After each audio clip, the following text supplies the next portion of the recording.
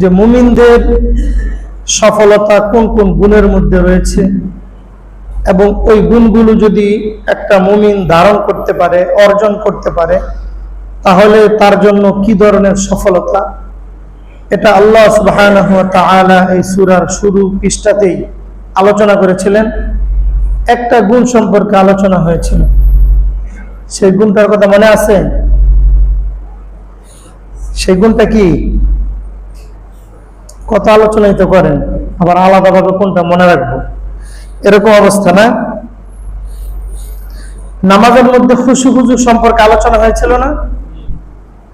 এটা মুমিনের একটা গুণ মাত্র, 6টা গুণের, যেখানে আল্লাহ সুবহানাহু ওয়া তাআলা 6টা গুণের কথা উল্লেখ করে বলেছেন যেই মুমিন এই 6টা গুণ অর্জন করবে, আল্লাহ রাব্বুল আলামিনের পক্ষ থেকে পুরস্কার হলো উলাইকা হুমুল ওয়ারিসুন, তারা জান্নাতের ওয়ারিস হয়ে যাবে। কি ধরনের জান্নাত? আল্লাযীনা ইয়ারিসুনাল ফিরদাউস, সাধারণ কোন জান্নাত না, জান্নাতুল ফিরদাউসের ওয়ারিস তারা হয়ে যাবে। আল্লাযীনা ইয়ারিসুনাল ফিরদাউসা হুম ফিহা খালিদুন, একদিন 2 দিনের জন্য না, বরং আল্লাহ রাব্বুল আলামিনের পক্ষ থেকে ঘোষণা হলো ওই ব্যক্তির জন্য চিরদিনের জন্য জান্নাতের মালিক বানিয়ে দেওয়া হবে। চিরদিনের জন্য জান্নাতের মালিক। যেমনি ভাবে এই গুণগুলো শুধু সাময়িক সময়ের জন্য, ক্ষণকালের জন্য যদি কেউ ধারণ করে, তাহলে সে এই জান্নাতের মালিক হবে না। এই গুণগুলো ধারণ করতে হবে মৃত্যুর আগ পর্যন্ত। মৃত্যুর আগ পর্যন্ত। আল্লাহ রাব্বুল আলামিন এই সূরার শুরুতেই বলেছেন কদ আফলাহাল মুমিনুন, কদ আফলাহাল মুমিনুন। আল্লাহ রাব্বুল আলামিন বলেন যারা মুমিন তারা সফল কাম হয়ে গেছে। যারা মুমিন তারা সফল কাম হয়ে গেছে। কম সাউন্ড কি কম লাগে নাকি? যারা মুমিন তারা সফল কাম হয়ে গেছে। এরপরে আল্লাহ রাব্বুল আলামিন 6টা গুণের কথা বলেছেন। সফল কাম মুমিন হওয়া খুবই জরুরি। আর সফলতা বলতে আমরা কোন জিনিসটা বুঝি? যে বাহ্যিকভাবে আমরা যেটাকে সফলতা মনে করি, প্রকৃত পক্ষে সেটা সফলতা না। সফলতা বলতে আল্লাহ রাব্বুল আলামিন যেটা মনে করেন সেটাও জানিয়ে দিয়েছেন। আল্লাহ তাআলা বলেন ফামা যুহজিহা আনিন নার, ফামা যুহজিহা আনিন নারি ওয়া উদখিলাল জান্নাহ, যেই ব্যক্তি জাহান্নাম থেকে মুক্তি লাভ করে জান্নাতের অধিকারী হয়ে গেল, সেই ব্যক্তি সফল কাম হয়ে গেছে। জাহান্নাম থেকে মুক্তি লাভ করে জান্নাতের অধিকারী যদি কেউ হতে পারে, তাহলে সেই কেবল সফল কাম মুমিন। এছাড়া দুনিয়ার লাইনে কেউ বড় বাড়ির মালিক হয়ে গেল, দামি গাড়ির মালিক হয়ে গেল, অনেক সম্পত্তির মালিক হয়ে গেল, আল্লাহ রাব্বুল আলামিনের দৃষ্টিতে এটা সফলতা না। দুনিয়ার মধ্যে দুনিয়ার সফলতা কি? যে ফিদ দুনিয়া ওয়াল আখিরাহ, আল্লাহ রাব্বুল আলামিন যে দুনিয়ার মধ্যে সফলতা দিবেন, আখিরাতের মধ্যে সফলতা দিবেন, এ ব্যাপারে আল্লাহ রাব্বুল আলামিন কোরআনে কারীমের মধ্যে বলেছেন ওয়ালা তাহিনু ওয়ালা তাহজানু ওয়ালা তাহিনু ওয়ালা তাহজানু ওয়া আনতুমুল আ'লাউনা ইন কুনতুম মুমিনিন। আল্লাহ রাব্বুল আলামিন বলেন ওয়ালা তাহিনু ওয়ালা তাহজানু, ও দুনিয়ার মুমিন, তোমাদের চিন্তার কোনো কারণ নাই, তোমাদের টেনশনের কোনো কারণ নাই। আনতুমুল আ'লাউন, নিশ্চিন্তে থাকো, তোমরাই বিজয়ী হবে, তোমরাই বিজয়ী হবে। এই বিজয় দ্বারা উদ্দেশ্য আখিরাতের বিজয় না, এটা হলো দুনিয়ার বিজয়। আল্লাহ সুবহানাহু ওয়া তাআলা কি বলেন? ওয়ালা তাহিনু ওয়ালা তাহজানু ওয়া আনতুমুল আ'লাউন তাহজানুন, তোমাদের চিন্তার কোনো কারণ নাই, টেনশনের কোনো কারণ নাই, অতীত নিয়েও চিন্তার কোনো কারণ নাই, ভবিষ্যৎ নিয়েও ফিকিরের কোনো প্রয়োজন নাই, তোমরাই বিজয়ী হবে। আনতুমুল আ'লাউনা ইন কুনতুম মুমিনিন। আল্লাহ রাব্বুল আলামিন বিজয়ের সাথে একটা শর্ত জুড়ে দিয়েছেন। কয়টা শর্ত? একটা শর্ত। ওয়া আনতুমুল আ'লাউনা ইন কুনতুম মুমিনিন। আল্লাহ রাব্বুল আলামিন বলেন তোমরা বিজয় লাভ করবে, তবে শর্ত হলো তোমাদের মুমিন হওয়া লাগবে। কোন জিনিসটা হওয়া লাগবে? মুমিন হওয়া লাগবে। ওয়া আনতুমুল আ'লাউনা ইন কুনতুম মুমিনিন।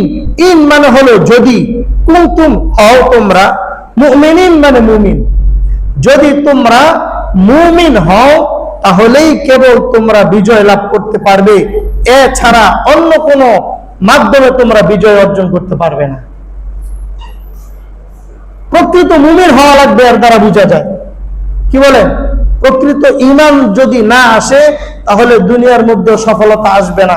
প্রকৃত ঈমানদার হওয়া লাগবে। আল্লাহ রাব্বুল আলামিন এই কথা বলেন নাই যদি তোমরা বিজয় লাভ করতে চাও তাহলে তোমরা 200 কোটি মুসলমানের চেয়ে আরো বেশি মুসলমান হওয়া লাগবে, এটা বলেছেন? যে তোমাদের কাফেরের চেয়ে সংখ্যায় বেশি হওয়া লাগবে, এই কথা উল্লেখ করেন নাই। কারণ আল্লাহ রাব্বুল আলামিন কোরআন নাজিলের সময় ঘটনা ঘটায় দেখায় দিয়েছেন। বদরের যুদ্ধের কাহিনী আমরা সবাই জানি। একদিকে মাত্র 313 জন, অপর দিকে সারা বিশ্বের কুফফার একদিকে, আরেক দিকে মাত্র 313 জনের ঈমান দীপ্ত কণ্ঠ আর হস্ত আল্লাহ রাব্বুল আলামিনের কাছে রোনাজারি। আর আল্লাহ রাব্বুল আলামিনের উপর তাওয়াক্কুল করে যখন নেমে গিয়েছিল, আল্লাহ সুবহানাহু ওয়া তাআলা বিশ্বকে অবাক করে সেদিন মুমিনদের বিজয় দেখিয়ে দিয়েছিল। বদরের যুদ্ধ কতজন সাহাবী ছিলেন? 313 জন মাত্র। অপর দিকে সারা বিশ্বের কুফফার একদিকে। যদিও উপস্থিত ছিল সহস্রাধিক অস্ত্র শস্ত্র সজ্জিত কাফের, কিন্তু কাফেরদের সাথে তখন সারা বিশ্ব ছিল। আর রাসূল করিম সাল্লাল্লাহু আলাইহি ওয়াসাল্লামের সাথে মুসলিমেও কিছু সাহাবী, তাদের না আছে ডাল, না আছে তরবারি, না আছে পায়ের জুতা, না আছে সোয়ারি।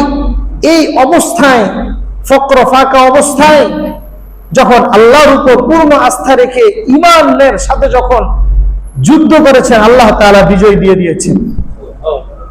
আল্লাহ রাব্বুল আলামিন বলেন তোমাদের বিজয় আসবে যদি তোমরা ঈমানদার হতে পারো। তাহলে বুঝা গেল এখানে যে আল্লাহ রাব্বুল আলামিন বলেন কদ আফলাহাল মুমিনুন, যারা ঈমানদার তারা বিজয় লাভ করবে, তারা সফল কাম হবে, তারা দুনিয়ার মধ্যেও সফল হবে, আখিরাতের মধ্যেও সফল হবে। এটা কিভাবে হবে?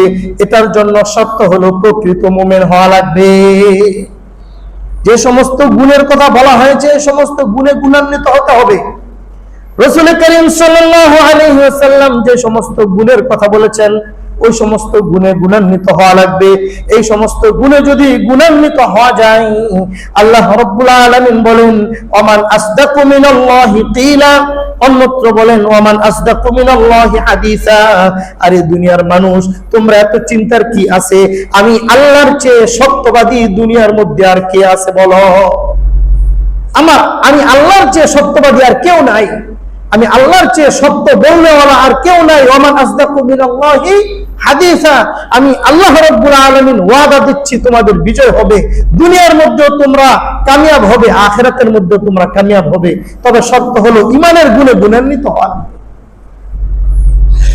আন উমামা রাদিয়াল্লাহু তাআলা আনহু قال قال النبي صلى الله عليه وسلم من أحب لله وأبغض لله وأعطى لله ومنع لله فقد استكمل الإيمان। রাসূল করিম সাল্লাল্লাহু আলাইহি ওয়াসাল্লাম পরিপূর্ণ ঈমান হওয়ার জন্য কিছু আমলের কথা বলেছেন। একটা মুমিনের জন্য ঈমান কখন পরিপূর্ণ হবে এটার জন্য বিভিন্ন সময় বিভিন্ন মজলিসের মধ্যে রাসূল করিম সাল্লাল্লাহু আলাইহি ওয়াসাল্লাম ওই মজলিসের লোকদের মধ্যে যে জিনিসটার বেশি প্রয়োজন হতো ওই জিনিসগুলো আলোচনা করতেন। এজন্য বিভিন্ন হাদিসের মধ্যে একটু এদিক সেদিক বর্ণনা পাওয়া যায়। রাসূল করিম সাল্লাল্লাহু আলাইহি ওয়াসাল্লাম এই হাদিসের মধ্যে বলেন, মান আহাব্বা লিল্লাহ, আরে দুনিয়ার মানুষ, তোমরা তো ঈমানকে পরিপূর্ণ করতে চাও, তাহলে শোনো। রাসূল করিম সাল্লাল্লাহু আলাইহি ওয়াসাল্লাম বলেন, তোমরা শোনো, তোমাদেরকে প্রেসক্রিপশন দিচ্ছি, আমার প্রেসক্রিপশন অনুযায়ী যদি তোমরা চলতে পারো তাহলে নিশ্চিত তোমরা তোমাদের ঈমানকে পরিপূর্ণ করতে পারবে। তাহলে ওই প্রেসক্রিপশন আমাদের জন্য দরকার আছে কিনা বলেন তো? আমরা শুধু শুনলাম, বাহিরে গিয়ে আর আমল করলাম না, তাহলে কি এই শোনার দ্বারা কোনো লাভ হবে?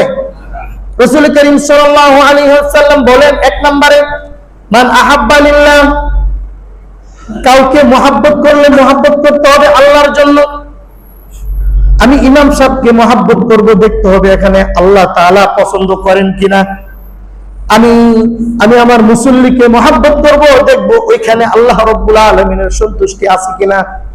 আমি একজনের সাথে শত্রুতা আমি রাখবো, একজনকে আমি অপছন্দ করব, দেখব ওইখানে আল্লাহ রাব্বুল আলামিনের জন্যই আমি তাকে অপছন্দ করছি কিনা, নাকি আমার ব্যক্তি স্বার্থের জন্য, আমার স্বার্থের উপরে আঘাত হেনেছে এই জন্য তাকে আমি অপছন্দ করতেছি, এরকম না, বরং আল্লাহ রাব্বুল আলামিনের হুকুমের উপর সে আঘাত করেছে এই জন্য তাকে আমি অপছন্দ করতেছি। ব্যাপারটা এরকম হতে হবে।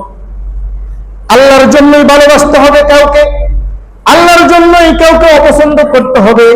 তারপরে রাসূল করিম সাল্লাল্লাহু আলাইহি ওয়াসাল্লাম বলেন, ওয়া আ'তা লিল্লাহ, কাউকে কিছু দিলেও সেটা আল্লাহ রাব্বুল আলামিনের সন্তুষ্টির জন্যই দেয়। ওয়া মানা'a লিল্লাহ, কাউকে কোনো কিছু থেকে বিরত রাখতে হলেও আল্লাহর জন্যই বিরত রাখে। এই চারটা গুণ যখন কোনো মুমিনের ভিতরে চলে আসবে, রাসূল করিম সাল্লাল্লাহু আলাইহি ওয়াসাল্লাম বলেন, ফাকাদ ইসতাকমালাল ঈমান, তাহলে এই ব্যক্তির ঈমান পরিপূর্ণ হয়ে গেল। সিম্পল জিনিস। আমি ভালোবাসবো, আল্লাহর জন্য ভালোবাসবো, কারোর সাথে শত্রুতা আমি রাখবো, আল্লাহর জন্যই শত্রুতা আমি রাখবো। আমি কাউকে কিছু দিব, আল্লাহর জন্যই দিব। কাউকে কোনো কিছু থেকে বিরত রাখবো, তো আল্লাহর জন্যই বিরত রাখবো।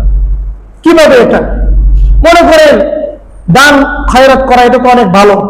আপনার কাছে আসছে যে ভাই 10,000 টাকা লাগবে, আপনি এখন চিন্তা করবেন এই 10,000 টাকা যে আপনি দিবেন, এখানে আল্লাহ তাআলা হুকুম আছে কিনা। সে এই টাকাগুলো নিয়ে কি করবে? সে বলতেছে সামনে তো এরকম একটা দিবস আসতেছে, ওই দিবসে আমরা একটা পার্টি করব, এই জন্য 10,000 টাকা দেন। এখন কি আপনি দিবেন টাকাটা? এখন যদি আপনি টাকা দেন তাহলে এটা কেমন হবে? আল্লাহ রাব্বুল আলামিনের অসন্তুষ্টি আপনি নিচ্ছেন। তাহলে কেমন হলো? আল্লাহর জন্য আপনি এই টাকাটা দেন নাই, আপনি দিয়েছেন আপনার নাম কামাইয়ের জন্য। এই দেওয়ার দ্বারা আপনার ঈমান পরিপূর্ণ হবে না। দেখতে হবে এখানে আল্লাহর হুকুম আছে কিনা। আপনার সন্তান আপনার কাছে টাকা চাইছে, এই টাকাটা নিয়ে সে কি করবে? এই টাকা দিয়ে যদি সে গুনাহের কথা বলে, যে বন্ধু বান্ধব নিয়ে 31st নাইটে আমরা একটা পিকনিকের আয়োজন করতেছি, এই জন্য আমার 5,000 টাকা লাগবে। নিজ বাবা তার সন্তানকে অন্য সময় অনেক খরচ দেয়, কিন্তু এই সময় উচিত হবে তাকে না দেওয়া, এই সময় টাকাটা না দেওয়া। তাহলে এটা কি হবে?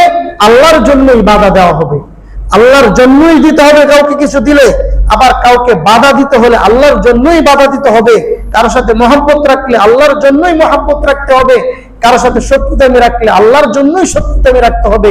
এই গুণে কোন মুমিন যদি, কোন ইমানদার যদি এই গুণে গুণান্বিত হতে পারে, রাসূল করিম সাল্লাল্লাহু আলাইহি ওয়াসাল্লাম বলেন, ফাকাদ ইসতাকমালাল ঈমান, এই ব্যক্তির ঈমান পরিপূর্ণ হয়ে গেল। সুবহানাল্লাহ। তো আল্লাহ রাব্বুল আলামিন এখানে বলেন মুমিন তারা সফল কাম 6টা গুণে গুণান্বিত যদি হতে পারে। এক নম্বর গুণের কথা আল্লাহ রাব্বুল আলামিন বলেন, আল্লাযীনা হুম ফি সালাতিহিম খাশিউন, যারা নামাজের মধ্যে খুশু ইখতিয়ার করবে, অর্থাৎ বাহ্যিকভাবেও নামাজের মধ্যে এমন ভাবে সে দাঁড়াবে, যে সমস্ত কেরাতগুলো পড়বে, যে সমস্ত দোয়াগুলো পড়বে, এগুলো সহি শুদ্ধভাবে পড়বে। বাহ্যিকভাবেও সে আল্লাহ রাব্বুল আলামিনের সামনে আল্লাহর হুকুম পরিপূর্ণ করার জন্য মাসআলা মাসাইল পরিপূর্ণভাবে জেনে মাসআলা অনুযায়ী সে নামাজটা পড়বে এবং আত্মিকভাবেও বিতর্কতভাবেও সে আল্লাহ রাব্বুল আলামিনের সামনে নিজেকে নত করে দিবে। এটার নাম হলো খুশু খুজু। 1 নম্বর গুণ এটা। এবং 6 নম্বর গুণ নামাজ সংশ্লিষ্ট। 6 নম্বর গুণটা হলো ওয়াল্লাযীনা হুম আলা সালাতিহিম ইউহাফিজুন। আল্লাহ রাব্বুল আলামিন 1 নম্বর গুণ বর্ণনা করার পরে আরো 4টা গুণ বলেছেন। শেষে যে আবার বলেন ওয়াল্লাযীনা হুম আলা সালাতিহিম ইউহাফিজুন, যেই ব্যক্তি তার নামাজকে হেফাজত করে, নামাজকে হেফাজত করে, নামাজটা যেভাবে আদায় করা দরকার সেভাবেই আদায় করে। হাদিস শরীফের মধ্যে এসেছে অনেক মানুষ এরকম নামাজ পড়ে কিন্তু নামাজের পরে এই নামাজ তার জন্য বদদোয়া করতে করতে চলে যায়। নামাজ বদদোয়া করে, এ ধরনের নামাজও আছে। নামাজ বদদোয়া করে কোন সমস্ত নামাজের জন্য? যারা রুকু ঠিকমতো করে না, সিজদা ঠিকমতো করে না, ঠিকমতো দাঁড়ায় না, ইতমিনানের সাথে নামাজ পড়ে না, এবং নামাজের মধ্যে যে সমস্ত তাসবিহ তাহলিল গুলো রয়েছে এগুলো সঠিকভাবে উচ্চারণ করে না এবং যেভাবে আদায় করা দরকার সেভাবে আদায় করে না।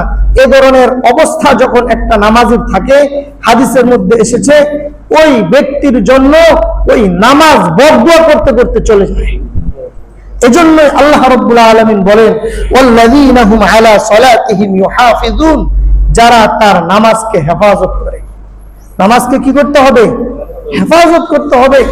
নামাজ যেভাবে আদায় করা দরকার সেভাবে আদায় করা লাগবে। এটা হলো 6 নম্বর গুণ। এবং এখানে দেখেন প্রত্যেকটা গুণ আলোচনা করার সময় আল্লাহ রাব্বুল আলামিন বলেন খাশিউন, মুরিদুন, হাফিজুন, ইসমে ফাইলের সিগা ব্যবহার করেছেন। মানে ইসতিমরার, এরকম না যে এমনিতেই কোন একটা ফেল যদি উল্লেখ করতেন তাহলে তার অর্থ হলো একবার যদি কেউ এই কাজটা করে তাহলে আল্লাহ তাআলা তাকে এই পুরস্কার দিবেন, এরকম না। আল্লাহ রাব্বুল আলামিন ইসতিমরার এই সিগা উল্লেখ করে এ কথাই বুঝিয়েছেন যে এই কাজগুলো শুধু একবার করলে হবে না, খুশু খুজুর সাথে শুধু একবার নামাজ আদায় করলেই হবে না, খুশু খুজুর সাথে একবার শুধু নামাজকে সুন্দরভাবে আদায় করলেই সে এই গুণে গুণান্বিত হতে পারবে না, বরং এই গুণটা তার কন্টিনিউ করতে হবে, তার দায়িমান থাকতে হবে। তাহলেই আল্লাহ রাব্বুল আলামিনের পক্ষ থেকে সফল মুমিনের যে সার্টিফিকেট দেওয়া হয়েছে সেটা দেওয়া হবে এবং এটার জন্য সে জান্নাতের মধ্যে চিরস্থায়ী জান্নাতের মেহমান হতে পারবে। তাহলে 1 নম্বর গুণের কথা কি বলা হলো? আল্লাযীনা হুম ফি সালাতিহিম খাশিউন। 2 নম্বর গুণের ব্যাপারে আল্লাহ রাব্বুল আলামিন বলেন ওয়াল্লাযীনা হুম আনিল লাগবি মুরিদুন। 2 নম্বর গুণ কি? ওয়াল্লাযীনা হুম আনিল লাগবি মুরিদুন, যেই ব্যক্তি সে অনর্থক কথা থেকে বিরত থাকে, মুখ ফিরিয়ে নেয়। অনর্থক কথা থেকে মুখ ফিরিয়ে নেয়। এখন আমাদের অবস্থা একটু চিন্তা করেন, আমরা কি অনর্থক কথা থেকে মুখ ফিরাই নাকি অনর্থক কথা আমাদের অনবরত বলা লাগে? অনবরত বলা লাগে, অনবরত আমরা বলি। এবং এটা যে গুনাহের কাজ, এই কাজটা করলে যে জান্নাতি হওয়া যায় না, বরং এই কাজটা পরিহার করলে একটা মানুষ যে জান্নাতি হতে পারে এই জিনিসটা আমাদের বোধগম্যই না। অনর্থক কথা থেকে বিরত থাকা। রাসূল করিম সাল্লাল্লাহু আলাইহি ওয়াসাল্লাম বলেন قال النبي صلى الله عليه وسلم من حسن إسلام المرء تركه ما لا يعنيه من حسن إسلام المرء تركه ما لا يعنيه আল্লাহ নবী সাল্লাল্লাহু আলাইহি ওয়াসাল্লাম বলেন ইসলামের সৌন্দর্য হলো একটা মানুষ অনর্থক কথাবার্তা সে ছেড়ে দিবে। রাসূল কি বলেন? ইসলামের সৌন্দর্য হলো মানুষ কি করবে? অনর্থক কথাবার্তা থেকে সে বিরত থাকবে। এটা হলো একজন মুসলমানের জন্য সৌন্দর্য, অনর্থক কথা থেকে বিরত থাকা। এখন কি আমরা অনর্থক কথা থেকে বিরত থাকি? বরং অনেক ওয়াজের মাহফিলে পর্যন্ত, ওয়াজ মাহফিলের মধ্যেও অনর্থক কথাবার্তা হয়। বক্তা সাহেব যদি অনর্থক হাসি মজাক না করে তাহলে ওই বক্তাকে কেউ দাওয়াতও দেয় না। ওই সমস্ত মজলিসকে পরিহার করা একজন মুমিনের জন্য দায়িত্ব। যে সমস্ত মাহফিলের মধ্যে যে সমস্ত বক্তারা অনর্থক কথাবার্তা বলে, দ্বীনি কথা বাদ দিয়ে হাসি মজাক এবং কৌতুক করে মানুষকে শুধু আনন্দ দিয়ে যায়, ওই সমস্ত বক্তার ওয়াজ শোনা থেকে বিরত থাকে, এটা কোরআনের নির্দেশ। ওয়াল্লাযীনা হুম আনিল লাগবি মুরিদুন, শুধু গান বাজনা থেকে বিরত থাকবে এরকম না, বরং অনর্থক কথাবার্তা যে ওয়াজ মাহফিলের মধ্যে হবে সেখান থেকেও বিরত থাকতে হবে। যত ধরনের অনর্থক কথাবার্তা আছে, গান বাজনা তো অনর্থক, এর মধ্যে কোনো সন্দেহ নাই। কি বলেন, আপনাদের কোনো সন্দেহ আছে? এই যে গান বাজনা, হাসি মজাক, কৌতুক ইত্যাদি, এগুলো সব অনর্থক। বর্তমানে তো অনর্থক কথা দিয়ে সয়লাভ হয়ে গেছে দুনিয়া। ইউটিউব খুললেই ভালোর জন্য, ভালো কিছু দেখার জন্য আপনি ইউটিউব খুলবেন, দেখবেন যে ওইখানে ভালোর চেয়ে কয়েক গুণ বেশি অনর্থক জিনিসপত্র সামনে এসে বসে যায়, সামনে এসে যায়। এবং এমন এমন বিষয় সামনে আসে যে সমস্ত বিষয়গুলো না কোনো বাচ্চাদের জন্য প্রয়োজন, না বড়দের জন্য প্রয়োজন, কারো জন্য প্রয়োজন না, শুধু অনর্থক কথাবার্তা এবং বিষয় দিয়ে ভরপুর এগুলো আমাদের সামনে চলে আসে এবং এগুলোই মানুষ বুক গ্রাসে গিলতে থাকে এবং এগুলো খুব মনোযোগ সহকারে দেখতে থাকে। এগুলো মনোযোগ সহকারে দেখে মানে আল্লাহ রাব্বুল আলামিন যে নিষেধ করেছেন ওয়াল্লাযীনা হুম আনিল লাগবি মুরিদুন, মুমিনের গুণ হলো সফল মুমিনের দ্বিতীয় নাম্বার গুণের কথা যেটা উল্লেখ করেছেন যে অনর্থক জিনিসপত্র থেকে বিরত থাকবে, সে এটার উপর আমল করতে পারলো না। এজন্য এই সমস্ত অহেতুক যে সমস্ত কন্টেন্ট, যে সমস্ত বিষয়গুলো আমাদের নজরের মধ্যে পড়বে, সাথে সাথে এই আয়াতের কথা আমাদের মনে করতে হবে যে আল্লাহ রাব্বুল আলামিন মুমিনের গুণের কথা উল্লেখ করতে গিয়ে এখানে বলেছেন ওয়াল্লাযীনা হুম আনিল লাগবি মুরিদুন, যারা অনর্থক কথাবার্তা থেকে বিরত থাকে। এজন্য আমাদের সামনে যে কোনো ধরনের অনর্থক কথাবার্তা, অনর্থক বিষয়, অনর্থক আলোচনা, এগুলো থেকে আমাদের ইমানি দায়িত্ব হবে ফিরে আসা। তাহলে আমি প্রকৃত মুমিন হতে পারবো। ইমানদারের যেই গুণগুলো আছে এই গুণগুলো আমার মধ্যে আমি ধারণ করতে পারবো, তাহলে আমি জান্নাতে যেতে পারবো। এরপরে আল্লাহ রাব্বুল আলামিন তৃতীয় নাম্বার যে গুণের কথা এখানে উল্লেখ করেছেন ওয়াল্লাযীনা হুম লিযাকাতি ফাইলুন, যারা যাকাত ঠিকমতো আদায় করে। এই বিষয়টাও আমাদের থেকে এখন অনেক যোজন মাইল দূরে চলে গেছে। যাকাত ঠিকঠাক মতো আদায় করা হয় না। যাকাত আসে লক্ষ লক্ষ টাকা, কয়েক হাজার টাকা দেওয়ার পরে মনে করে যে আমার তো যাকাত হয়ে গেছে। যে পরিমাণ যাকাত আসে ওটার হিসাবও করে না, মনের চাহিদা মতো দিয়ে দেয় এবং এইটা দেওয়ার ক্ষেত্রেও আল্লাহ রাব্বুল আলামিনের সন্তুষ্টি তার মাকসাদ থাকে না, বরং মানুষকে বোঝানোর উদ্দেশ্য হয়। আছে না নাই? অনেক জায়গায় এরকম হয়, যাকাতের টাকা দিবে অথবা যাকাতের লুঙ্গি দিবে, এই জন্য এলাকার মধ্যে মাইকিং করে। মাইকিং করার পরে মানুষ আসে অনেক, মনে করেন এখানে দিব হইল 700 জনকে, আসে 7,000 মানুষ। আছে না নাই এরকম? 700 জনকে দিবে, দেখা গেছে যখন দেওয়া শুরু করছে কার আগে কে নিবে এভাবে ধাক্কাধাক্কি করতে গিয়ে 3 জন মারা গেল। 3 জন মারা গেছে। এ ধরনের ঘটনা বাংলাদেশে আছে না নাই? যখন মালিক শুনছে যে 3 জন মারা গেছে, খুশি মনে মনে যে এইবার ভাইরাল হয়ে যাবো, আমি যে যাকাত দেই এই জিনিসটা মানুষ জেনে যাবে। না না না, আল্লাহ রাব্বুল আলামিন কি বলেছেন?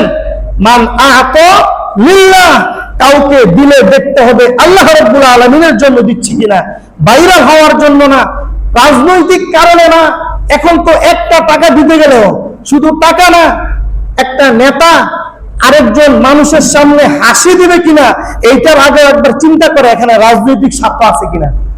যদি রাজনৈতিক স্বার্থ থাকে তার সামনে হাসি দিয়ে কথা বলে, তার সাথে কোলাকুলি করে, অন্য এলাকায় গিয়ে কিন্তু সে হাসিও দেয় না, কোলাকুলিও করে না, একটা টাকাও দেয় না।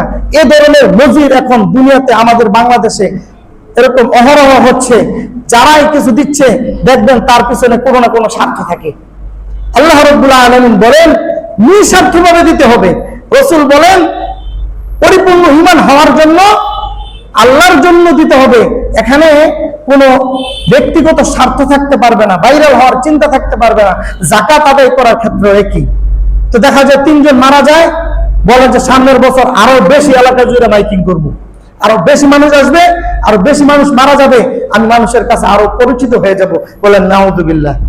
এ ধরনের মন মানসিকতার বড় লোক আমাদের বাংলাদেশে আছে না নাই? আরে যাকাত দিতে হবে একমাত্র আল্লাহর সন্তুষ্টির জন্য, এবং আল্লাহ রাব্বুল আলামিন যেভাবে দিতে বলেছেন সেভাবেই দিতে হবে। যদি সেভাবে দেওয়া যায় তাহলে আমি পরিপূর্ণ মুমিন হওয়ার ক্ষেত্রে একটা ধাপ আমি এগিয়ে যেতে পারবো। চতুর্থ নম্বর আল্লাহ রাব্বুল আলামিন বলেন ওয়াল্লাযীনা হুম লিফুরুজিহিম হাফিজুন, যারা তাদের লজ্জাস্থানের হেফাজত করবে। আল্লাহ রাব্বুল আলামিন বলেন যদি লজ্জাস্থানের হেফাজত করতে পারে তাহলে আল্লাহ তাআলা তার জন্য রেখে দিয়েছেন অনন্তকালের জান্নাত। সুবহানাল্লাহ। লজ্জাস্থানের হেফাজত। রাসূল করিম সাল্লাল্লাহু আলাইহি ওয়াসাল্লাম কি বলেন? রাসূল সাল্লাল্লাহু আলাইহি ওয়াসাল্লাম বলেন মান ইয়াযমান লি মা বাইনা লাহইহি ওয়া মা বাইনা রিজলাইহি আযমান লাহুল জান্নাহ। রাসূল করিম সাল্লাল্লাহু আলাইহি ওয়াসাল্লাম বলেন যেই ব্যক্তি আমার জন্য তার দুই চোয়ালের মাঝখানে যেই জিনিসটা আছে অর্থাৎ জবান, ওয়া মা বাইনা রিজলাইহি দুই পায়ের মাঝখানে যেটা আছে অর্থাৎ লজ্জাস্থান, এই দুইটা জিনিসের যেই ব্যক্তি আমার জন্য জামিনদার হতে পারবে, অর্থাৎ এই দুইটা জিনিসের ব্যবহার সে সঠিক করে ফেলবে, আযমান লাহুল জান্নাহ। রাসূল করিম সাল্লাল্লাহু আলাইহি ওয়াসাল্লাম বলেন আমি মুহাম্মদ তাকে ওয়াদা দিচ্ছি আমি তার জান্নাতের জামিনদার হয়ে যাব। সুবহানাল্লাহ। এই দুইটা জিনিস হেফাজত খুবই দরকার। আল্লাহ রাব্বুল আলামিনও এখানে বলেন ওয়াল্লাযীনা হুম লিফুরুজিহিম হাফিজুন। রাসূল করিম সাল্লাল্লাহু আলাইহি ওয়াসাল্লাম বলেন ইয়া শাবাবা কুরাইশ ইহফাযু ফুরুজাকুম লা তাজনু আলা মান হাফিযা ফারজাকুম ফালাহুল জান্নাহ। রাসূল করিম সাল্লাল্লাহু আলাইহি ওয়াসাল্লাম কুরাইশের যুবকদেরকে ডেকে ডেকে বলেন ও কুরাইশের যুবকেরা শোনো, তোমরা যদি তোমাদের লজ্জাস্থানকে হেফাজত করতে পারো আমি তোমাদের জন্য ওয়াদা দিচ্ছি আমি মুহাম্মদ জামিনদার হয়ে তোমাদেরকে জান্নাতে নিয়ে যাব। সুবহানাল্লাহ। এরপরে গুণ আল্লাহ রাব্বুল আলামিন বলেন ওয়াল্লাযীনা হুম লিআমানাতিহিম ওয়া আহদিহিম রাউন। আল্লাহ রাব্বুল আলামিন পঞ্চম নম্বর গুণের কথা উল্লেখ করে বলেন যেই ব্যক্তি আমানতদার হবে তার কাছে যে জিনিসটা আমানত রাখা হয়েছে ওই আমানতের সঠিক ব্যবহার করবে, অর্থাৎ আমানতের খেয়ানত করবে না। আমি আল্লাহ রাব্বুল আলামিন বলেন এই ব্যক্তির জন্য জান্নাত রেখে দিয়েছি। আমানতদার কাকে বলে? মনে করেন কেউ আপনার কাছে 20টা টাকা দিল, বলেছে আমি আগামীকাল নিয়ে যাব, আবার যদি 20টা টাকাই তাকে ফেরত দেন তাহলে ধরা হবে আপনি আমানতদার। আল্লাহ রাব্বুল আলামিনের পক্ষ থেকে আমার শরীর, আমার ব্রেন, আমার চিন্তাধারা, আমার সমস্ত অঙ্গ প্রত্যঙ্গ এগুলো আল্লাহ রাব্বুল আলামিনের পক্ষ থেকে আমানত। এই শরীর এজন্যই আল্লাহ রাব্বুল আলামিনের পক্ষ থেকে আমাদের কাছে আমানত দেওয়া হয়েছে বিদায় আমরা যেখানে সেখানে আমাদের শরীরের কোনো ক্ষতি করার অধিকার রাখি না, ঠিক কিনা বলেন? আমাদের নিজেদের শরীরের ক্ষতি করার কোনো অধিকার আমাদের আছে? কেউ যদি ইচ্ছা করে যে সে আত্মহত্যা করবে, এটা কি ইসলামে জায়েজ রাখা হয়েছে? কেন? কারণ এই দেহের মালিক আমি না, এই জানের মালিকও আমি না। ঠিক তদ্রূপ ভাবে আমি কোন অঙ্গ প্রত্যঙ্গের মালিক না। এই কিডনি, এই রক্ত, এই মাংস, এগুলো কোনো কিছুর মালিক আমি না। এজন্যই আল্লাহ রাব্বুল আলামিনের হুকুম যেখানে যেখানে আছে সেখানেই আমার দিতে হবে। আল্লাহ রাব্বুল আলামিনের নির্দেশ আছে ইসলামের জন্য প্রয়োজনে রক্ত দেওয়া যাবে, সেখানে দিতে হবে। এটাই হলো আমানতের আমানতদারি। আল্লাহ রাব্বুল আলামিন যেখানে বলেছেন অর্থ সম্পদ খরচ করতে, সেখানে অর্থ সম্পদ খরচ করতে হবে। এটাই হবে আমানতের হক আদায়। একটা মানুষকে আমানতদার তখনই বলা হবে আল্লাহ রাব্বুল আলামিনের হুকুম অনুযায়ী, যখন তার শরীর, তার টাকা পয়সা, তার সবকিছু যখন সে আদায় করবে তখনই ধরা হবে এটা সে আমানতের, তার কাছে যে আমানত রাখা হয়েছিল ওই আমানত সে পূরণ করেছে। এটা তো নিজের শরীরের ক্ষেত্রে। এছাড়াও আমানতের ক্ষেত্রে আমাদের অবস্থা খুব দুর্বল। কি বলেন? আমানতের ক্ষেত্রে অবস্থা খুবই জঘন্য আমাদের অবস্থা। অথচ রাসূল করিম সাল্লাল্লাহু আলাইহি ওয়াসাল্লাম তিনি যখন নবুয়তের দাবি করলেন, মক্কার কাফেররা তারা যখন রাসূল সাল্লাল্লাহু আলাইহি ওয়াসাল্লামের বিরুদ্ধাচরণ শুরু করলো, অধিকাংশ কাফের, তখনও যারা বিরুদ্ধাচরণ করেছে তারাও কোনো টাকা পয়সা জমা রাখার জন্য মক্কার সে আবু জাহেল, আবু লাহাব, উতবা, সাইবা তাদেরকে আমানতদার মনে করেন নাই, বরং রাসূল করিম সাল্লাল্লাহু আলাইহি ওয়াসাল্লামের কাছে এসে জমা রাখত। রাসূল সাল্লাল্লাহু আলাইহি ওয়াসাল্লামের উপাধি ছিল আল আমিন। রাসূল করিম সাল্লাল্লাহু আলাইহি ওয়াসাল্লামকে আমানতদার হিসেবে ডাকতেন।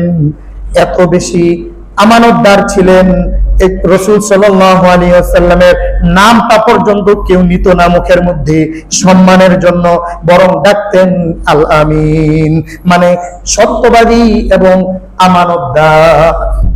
আমানতদার সত্যবাদী হিসেবে রাসূল করিম সাল্লাল্লাহু আলাইহি ওয়াসাল্লামকে ডাকতেন।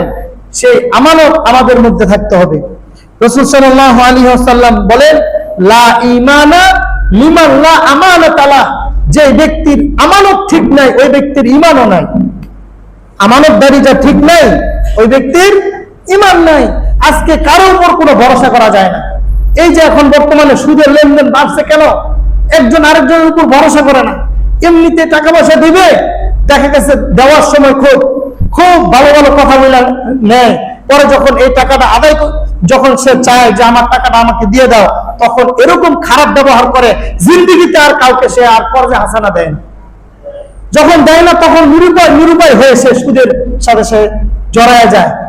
আমি এর মানে এই না যে সুদের ব্যবসা এগুলো জায়েজ, সুদের কারবার এগুলো জায়েজ, এটা বলছি না, কিন্তু হলো কিভাবে? আমাদের আমানতদারি যখন আস্তে আস্তে লোপ পেয়েছে, আমাদের উপর যখন যে দায়িত্ব ছিল এই দায়িত্ব থেকে আমরা যখন ফেরত আসছি, তখন এই সমস্ত ক্রাইসিস গুলো দেখা দিয়েছে।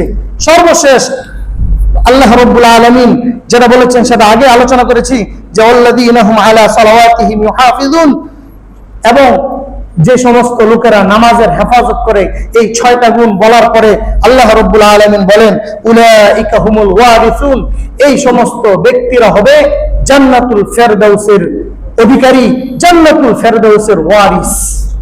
ওয়ারিস কথা এখানে উল্লেখ করেছেন, ওয়ারিসুন, জান্নাতুল ফেরদাউসের ওয়ারিস হবে। আমরা কি চাই না যে জান্নাতুল ফেরদাউসের ওয়ারিস হই, জান্নাতুল ফেরদাউসের মেহমান হই? তাহলে কি করতে হবে?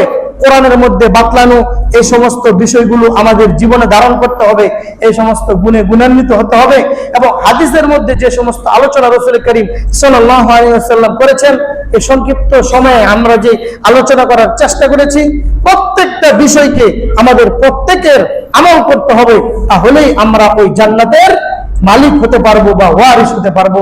আল্লাহ সুবহানাহু ওয়া তাআলা আমাদের সকলকে আমল করার তৌফিক দান করেন, সবাই বলি আমিন।